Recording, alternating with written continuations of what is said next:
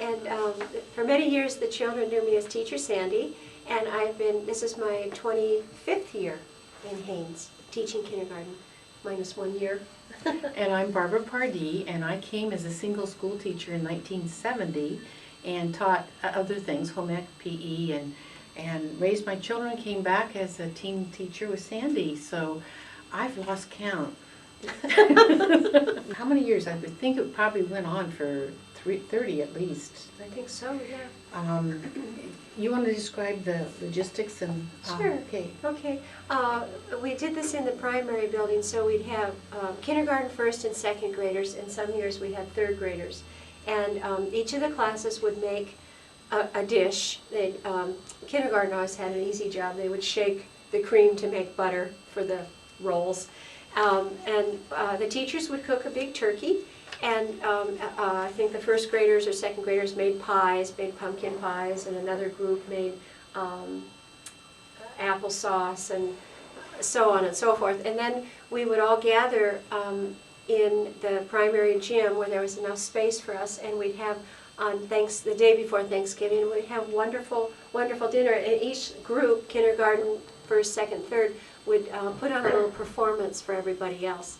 So the parents from all over town would come and watch, and we'd dress up in, one grade would dress up as little pilgrims, the next grade would dress up as Native Americans, and then Alan Heinrich, our principal, at one point was our principal, we made a big headdress for him with lots of feathers, and all the children joined in and helped do that. So it was a lot of work, but a lot of fun, wasn't it? Right, and we learned a lot about the history of Haines through the native culture. And one of my favorite memories is when one of the chiefs came in from Cluckwan, and he asked a blessing in Tlingit.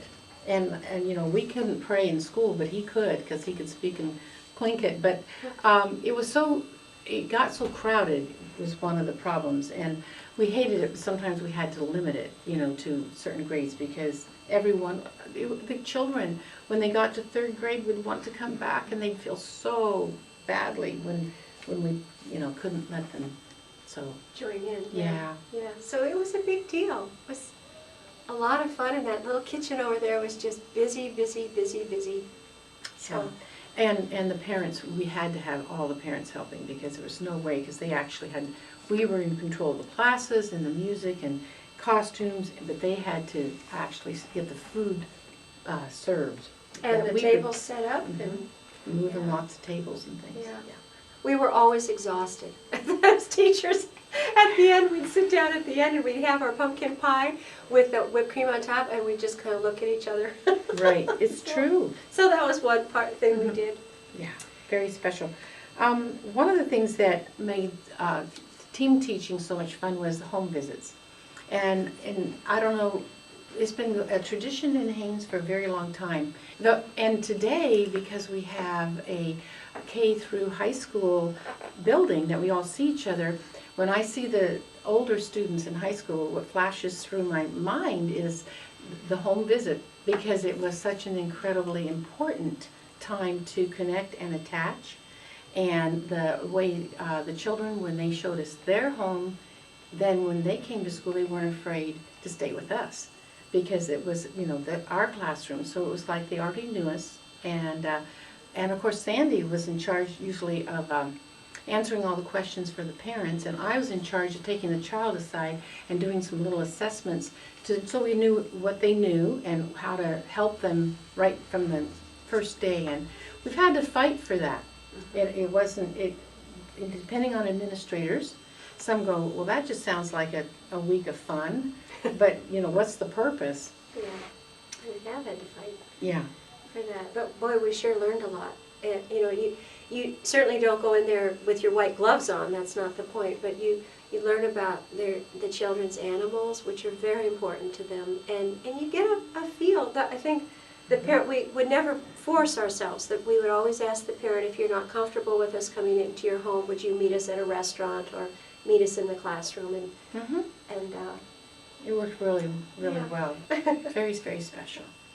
So it's another part of our program. Another part that the children, the students who come back and they end up as student aides in kindergarten, we have the Letter People program, which is probably about a 30-year-old at least program that was developed. And the students, they come back at 17 years old and they go, I remember the Letter People, because they're up on the wall there. And those little Letter People, they're kind of like blow-up dolls, which have had so many pokey pins in them from putting them on the wall. They don't blow up anymore. But there's a little movie about them. There's songs about them. You can actually hold the little doll. And the children today, even though that's an old program, they identify with Munchy Mouth for Mr. M or Pointy Patches for Mr. P. And the sound that letter person makes stays with them because they attach it to that little doll, and it's kind of just a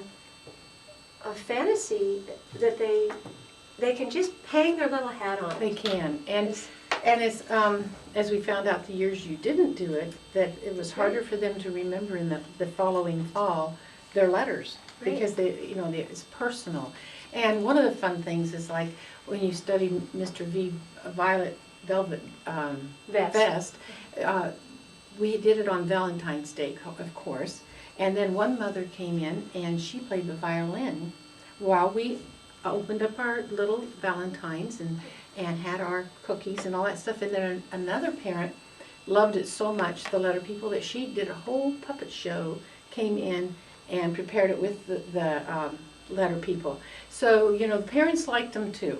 And so you still use them, don't you? Oh, yes, Yeah. I do use them. And I didn't use them one year. The district told me I had to use another reading program. And as Barbara said, that group of children didn't, when it came to first grade, they didn't know their sounds as well. So, yeah. Well, and there's one more thing that we thought we'd tell about for posterity reasons. And this is a little story of a chinchilla. It started with my daughter. She had a chinchilla. We got it at a chinchilla farm, brought it home, and its name was Gus. And the children adored Gus. And Gus was very big, fluffy tail, like a squirrel, but little face like kind of a rabbit squirrel. So soft.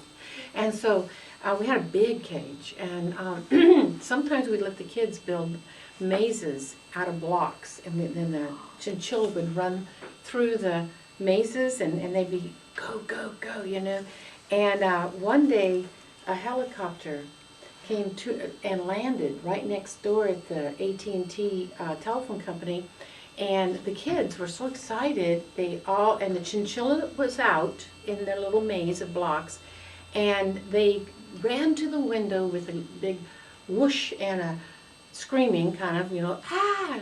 And chinchillas throw their fur when they're scared. It's a thing of protection.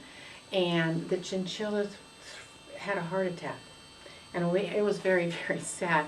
So Sandy and I took the chinchilla in a box, and we took it my husband was cooking in a restaurant, and we walked in the door with this box, and we said, oh, our faces were so unbelievably sad.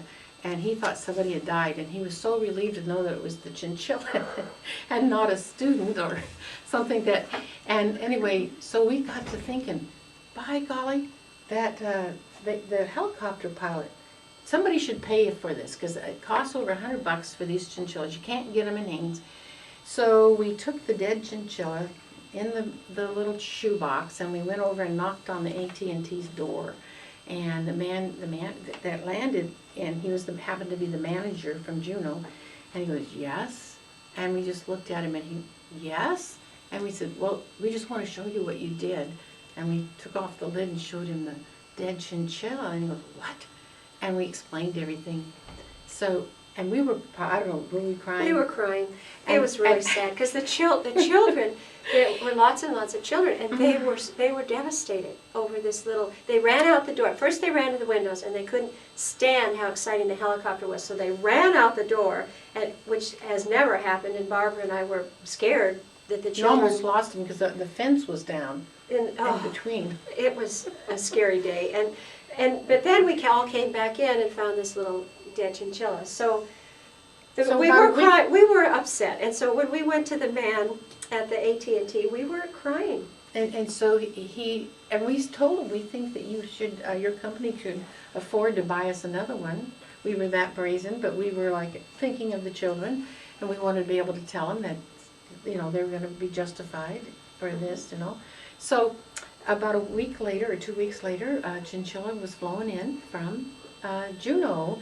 And I remember my daughter, who owned Gus Gus, she was kind of still miffed because it wasn't Gus Gus, it wasn't, you know, but in time she grew to love it, and the kids, of course, totally loved it, so.